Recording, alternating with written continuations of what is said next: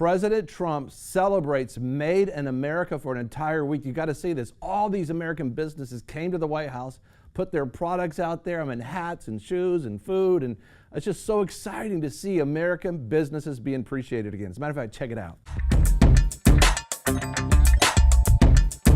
But I'm also excited about the very fact that we're celebrating American business again. Yeah.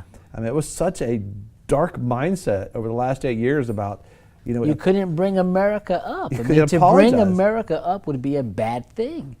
Yeah, you had to apologize if you actually had a wife and kids. You had to apologize if you loved America, if you loved the Constitution. You really had to apologize, If you thought highly of the founding fathers, George Washington and the different ones that are there.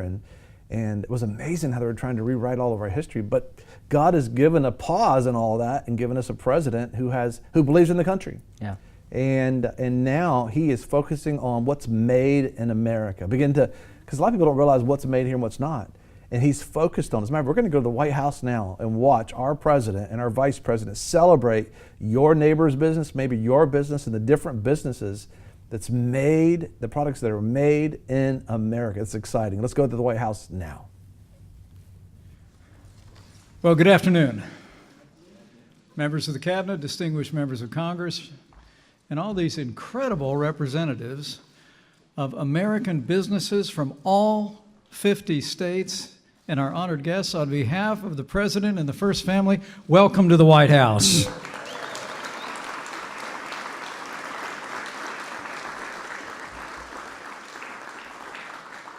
And thanks to the leadership of a president who believes in American manufacturing, welcome to Made in America Week here in our nation's capital.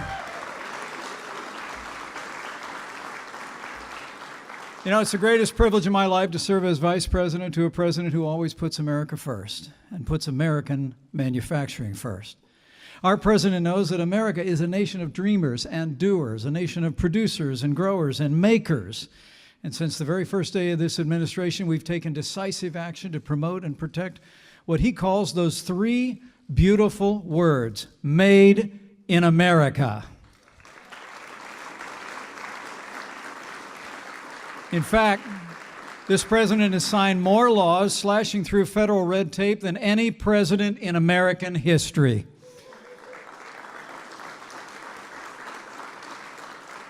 Under President Trump's leadership, we've been fighting for trade that's both free and fair so that American businesses and American workers can compete and win with companies anywhere in the world. In fact, as we were just talking down the hallway, just last month, thanks to the president's leadership, American beef is now being shipped to China for the first time in 13 years. We've been unleashing American-made energy, rolling back the Clean Power Plan, approving the Keystone and Dakota pipelines, and when he did so, President Trump took executive action to make sure that new pipelines in America would be built by American workers using American steel. Thanks to the president's leadership, American manufacturers haven't been this optimistic in more than 2 decades, and the confidence of American farmers is soaring to near record levels. And they're going to continue to fight every single day to ensure that our country continues to make the best machines, grow the best food, and design the best technology in the world. Because President Donald Trump knows that Made in America will make America great again. So, with gratitude for his leadership and admiration for his unwavering confidence in the boundless capacity of the American people, it is now my high honor and distinct privilege to introduce to all of you the 45th President of the United States of America, President Donald Trump.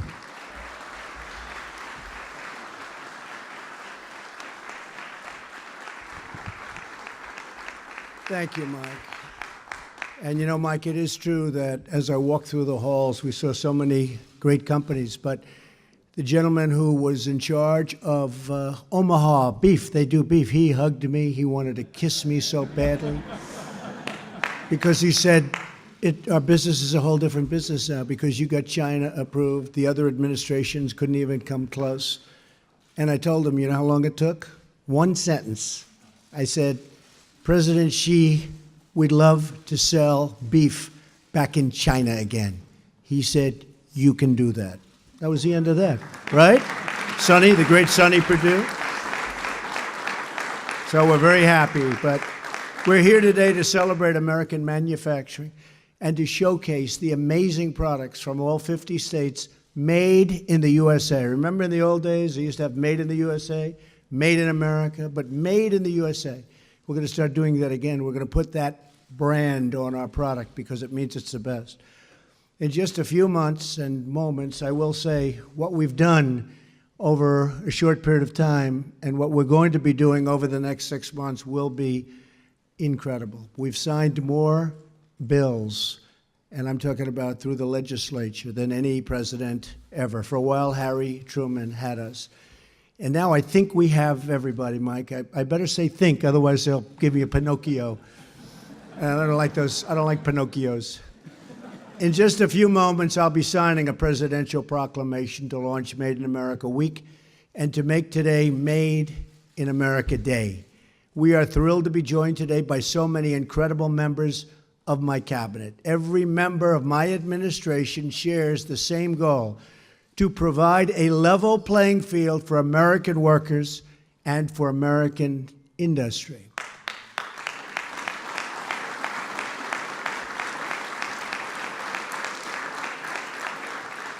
And we are providing it much faster than other countries would like.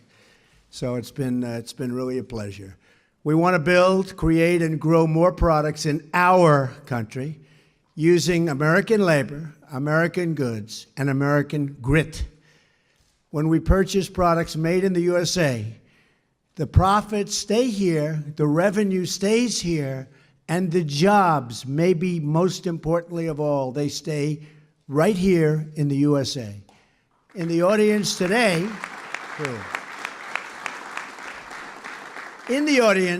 we have skilled workers, we have business leaders whose American-made goods we're proudly displaying all over the White House and outside. I saw fire engines, I saw tractors from Caterpillar, I saw some incredible machinery. Make it right here.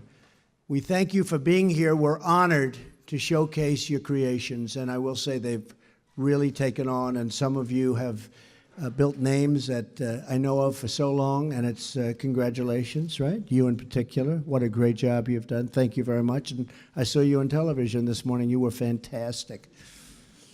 I don't know what you're doing exactly, but you could always have a second career. You did a great job. Thank you very much. American workers, farmers, and innovators are really the best in the world. We know that, and what we're doing that is we're displaying those talents.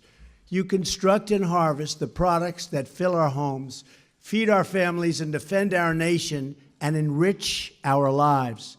I want to make a pledge to each and every one of you.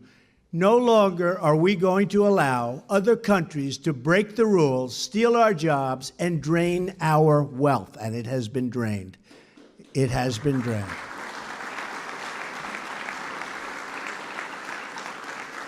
You're going to see a lot of things happening over the next 6 months, you know, statutorily and through a lot of different legal, through the legal process. It takes a while to get it set so that you're allowed to do it. You're not allowed to do it, but we've now mostly fulfilled all of that, and over the next short period of time, you're going to see things announced that you won't even believe for our country and for selling product in our country and making product in our country and things that are great for American jobs. You're going to be seeing that happening really quickly because we are totally set up, and the hard part now is done. It is a long, horrible process, but we're going to also get rid of some of that process for the future. But we're going to stand up for our companies and maybe most importantly for our workers. For decades, Washington has allowed other nations to wipe out millions of American jobs through unfair trade practices. Wait till you see what's up for you. You are going to be so happy. This painful exodus of American jobs, and I've been talking about it for years, was also marked by a period of sluggish growth, falling incomes, surging welfare, and shrinking participation in the workforce. Clearly, it's time for a new policy, one defined by two simple rules. We will buy American, and we will hire American. Right, Governor?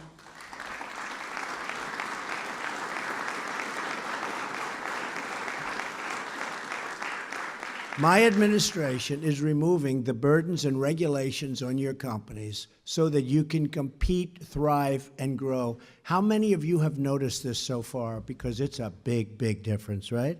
That's a big, big difference. The people are coming up to me, they can't even believe it. We took the farmers' land away.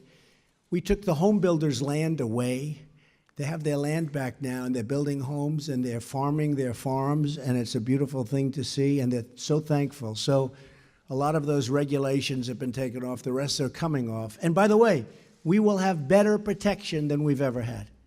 But we'll also have something where you don't have to wait 15 years for a permit. And then when you go to the board, you lose.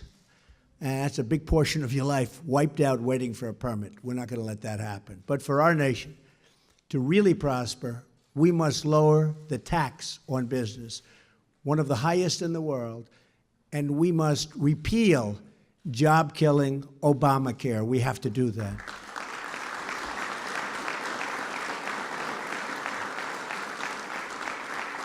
And I can tell you, we hope John McCain gets better very soon, because we miss him. He's a crusty voice in Washington. Plus, we need his vote. And he'll be back, and he will be back sooner than somebody else would be back. He'll be back soon. But we need that vote, and we need a number of votes because we do have to repeal Obamacare, and we will end up replacing it with something that is going to be outstanding, far, far better than failing Obamacare, where premiums have gone up in some cases over 200% this year, where every single element of it is bad. And the insurance companies, by the way, are fleeing. So people have, some states you have no insurance companies. And we have some governors here, and we have senators here, and we have congressmen here, and women. And I will tell you, it's a very, very hard time they're having with the Obamacare situation. So we're going to get that done, and I think we're going to surprise a lot of people, but they're pushing very hard. The Republican senators are great people, but they have a lot of different states. Some states need this, some states need that, but we're getting it together, and it's going to happen. Right, Mike? Yes, sir. I think.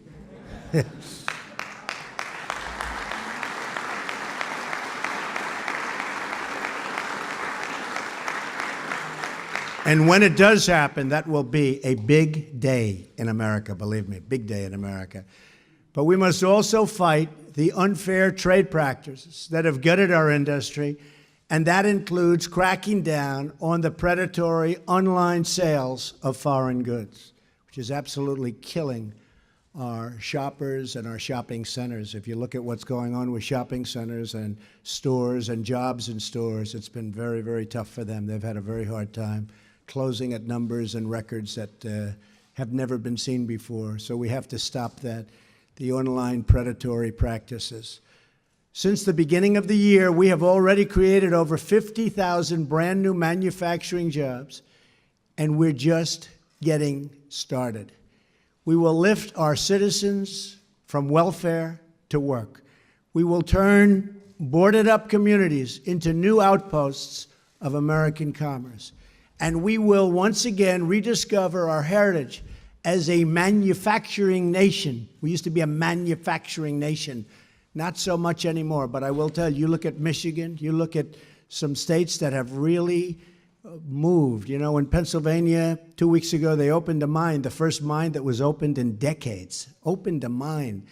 And you know all the people that were saying the mining jobs? Well, we picked up 45,000 mining jobs in a very short period of time.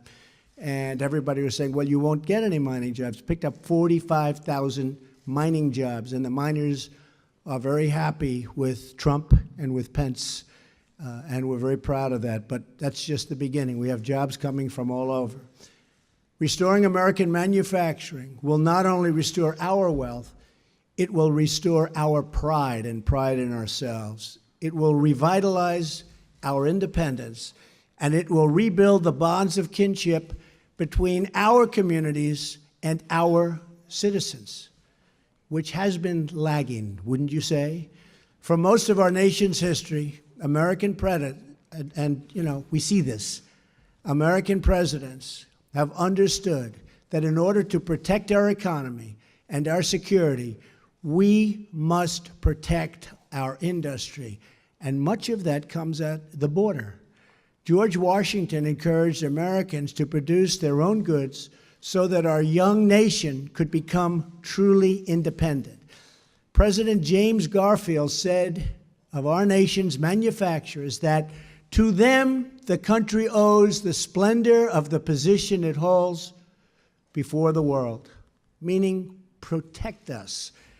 Theodore Roosevelt declared in his first message to Congress that reciprocity, my favorite word, reciprocity, because we have countries that charge us 100% tax on a product, and when that product is sold by them to us, we brilliantly charge them nothing. And people say, oh, that's free trade. No, that's stupid trade. That's really stupid trade.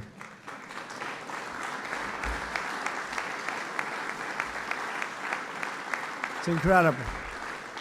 You'll actually have people who, no, we can't do that. That's free trade. It's just, that's so incredible. But what are you going to do? Oh, what happens in Washington, you just wouldn't believe the things. But reciprocity must be treated as the handmaiden of protection.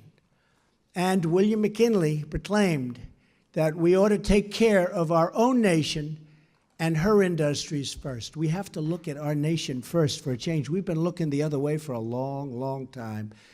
And if you look at what's going on in the success of other nations, even in Europe, you look at some of those countries, one in particular, it's not fair to the United States. And that's why I'm here. And I believe it's one of the primary reasons you elected me and Mike. I mean, that's why we're here. And I think you're going to see a big, I know you're going to see one of the great differences. And you're already seeing it, but it's going to get more so and more so. And we're going to end up having a level playing field. I don't want to say any more than a level. But if the playing field was slanted like a little bit toward us, I'd accept that also. Okay?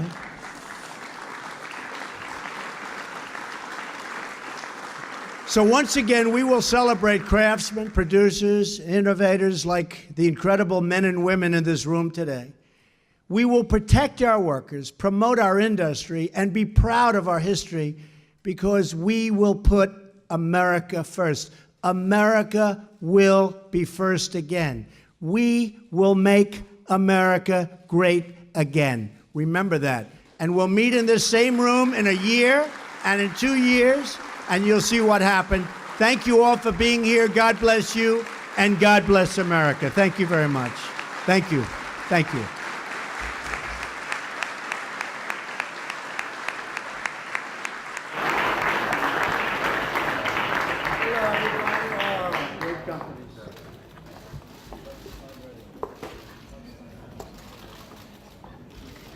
So this is being signed in honor of Made in America Day and Made in America Week. And soon we're going to have Made in America Decades. We're going to have a lot of tremendous success, and it's already just starting to kick in. You see it with the job numbers. You see it with the stock market, which hit an all-time high every day for quite a while now. You see it with so many other things. And most importantly, perhaps, you see it with the manufacturers. Their level of enthusiasm is greater now than at any time since they've been taking this type of poll, and I believe it's 28 years old. So people are enthused. Are you all enthused?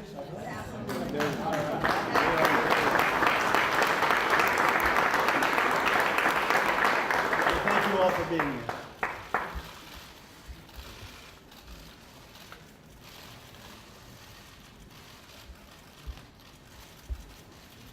So who gets this now? Who should get this, huh? Who's the greatest? Who has the most jobs in the European? And the most jobs? That's Leslie. Oh, yeah, behind you. Good. Oh, nice. Wow. Thank you, everybody. That's so exciting when you're seeing your businesses, the businesses in your community, in your state, in your region being celebrated. I mean, it's just a whole new world, right? Optimism, being optimistic. This is a beautiful thing. Yeah, it really is, man. It's just exciting because, America has not been celebrated. I think about what Ronald Reagan did when he was in office, and they rebuilt the Statue of Liberty. They had, who was the singer that came out and sang God Bless America? She was a Christian singer. Sandy Patty came out and just loosed those awesome songs, and it was like proud to be an American again. There are many Lee Greenwood, people around the world that are rooting for America. Yes, and they need yes. America to succeed. And much of the church is rooting. As a matter of fact, I know that some of our brothers and sisters in China were praying for America, because if America went dark, it would have affected the entire world. And so we're seeing things turn in a positive way. Most of the missionaries all over the world have come from America. Oh, yes. Yeah, yes. Definitely funding and those things taking place. So this is very exciting.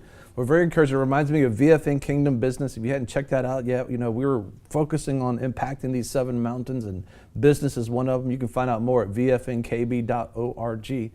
Thank you for watching VFN TV. If you like this video, give us a thumbs up. Also, if you want to see more videos like this, subscribe. A lot of people want to abide with the Lord, but they just don't have a plan to do it. You can request that plan today at iabide.org. Don't forget you can join us 24 hours a day, 7 days a week. Download our app and sign up for our newsletter, The Torch, at vfntv.com.